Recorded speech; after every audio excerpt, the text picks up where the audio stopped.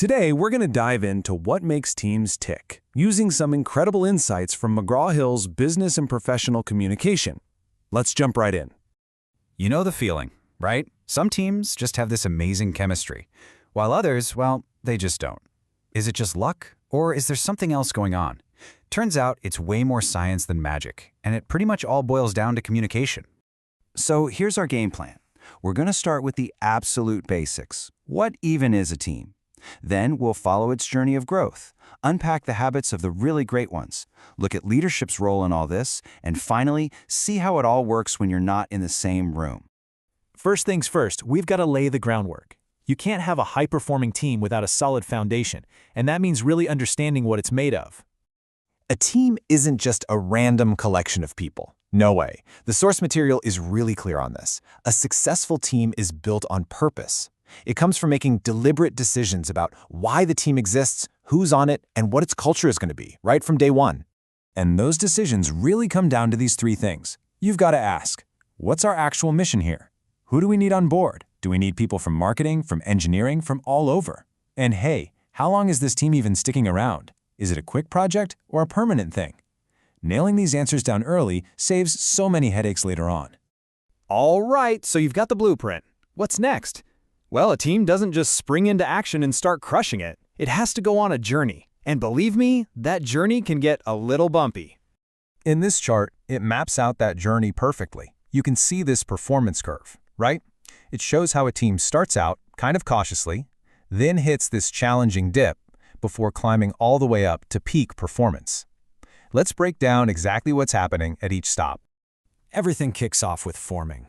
You can think of this as the honeymoon phase. Everybody's on their best behavior, being super polite and really just trying to fit in and not rock the boat. The main goal here isn't even about productivity yet. It's about getting comfortable with each other. And then the storm hits. People start to feel a little more comfortable, and that's when their real opinions come out. This is where you see disagreements pop up about how things should be done. Now, look closely at the chart. Performance actually dips here. But, and this is so important, this isn't a sign that things are going wrong. This is a totally necessary, totally normal phase that forges a much stronger team. Okay, so once you get through the storm, you reach the norming stage. This is where all that honest debate starts to pay off. The team figures things out, they agree on a plan, everyone knows their role, and you start to see a real shared vision take shape. It's like the calm after the storm. And finally, you hit the jackpot, the performing stage. The team is now a well-oiled machine. There's a ton of trust, communication just flows, and everyone is laser-focused on hitting their goals. They've built their own culture and can handle just about anything you throw at them. So, making it to the performing stage is one thing. But how do you stay there?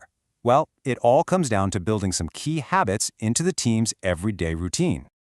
And just how important is this stuff? Get ready for this number. A recent survey showed that 66% of professionals say that bad communication is the single biggest thing holding their team back. Think about that, 2/3. It just goes to show you, getting communication right is an absolute game changer. So, what's the secret sauce for the best teams? Well, they are obsessed with performance. They have a real sense of urgency, and they know where they're going. They also meet a lot, not just to meet, but to make sure everyone is on the same page. And maybe the biggest thing, they don't run from conflict. They lean into it because they know it's where the best ideas come from.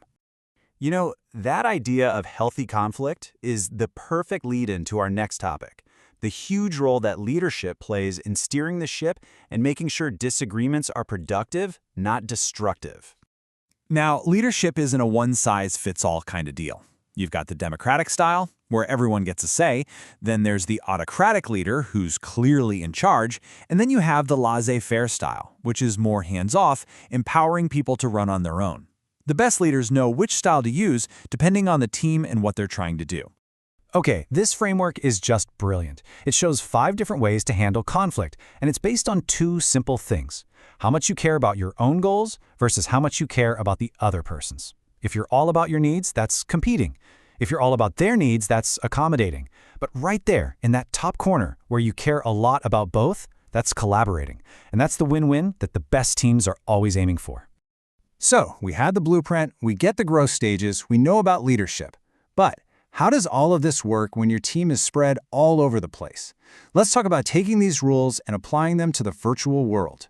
The core ideas don't change, but how you execute them definitely does. For virtual teams, building trust is even more crucial because you're missing all that in-person body language. If you can, meeting in person just once at the beginning can make a huge difference.